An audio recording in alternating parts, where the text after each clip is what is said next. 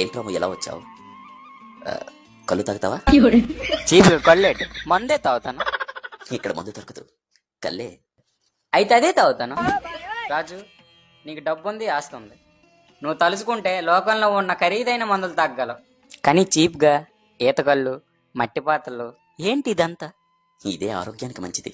లేదు, నీకు ఇంకేదో ఫ్లాష్ బ్యాక్ ఉంది, నాతో చెప్పకూడదా? చూడరాము, నేను ఒక క్వార్టర్ కూడా కొనుక్కోలేని పేద కుటుంబంలో పుట్టాను. చిన్నప్పుడు పక్కింటి అంకులు మందు తాగుతుంటే కిటికీలోంచి చూసి ఆ వాసనతో కడుపు నింపుకునేవాడిని.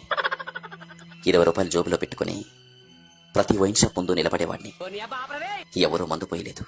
ఆఖరికి బార్లోనైనా మందు పోస్తారని వెళ్ళాను, అక్కడా పోయలేదు. అప్పుడు నన్ను ఆదరించింది ఈ ఈతకల్లే.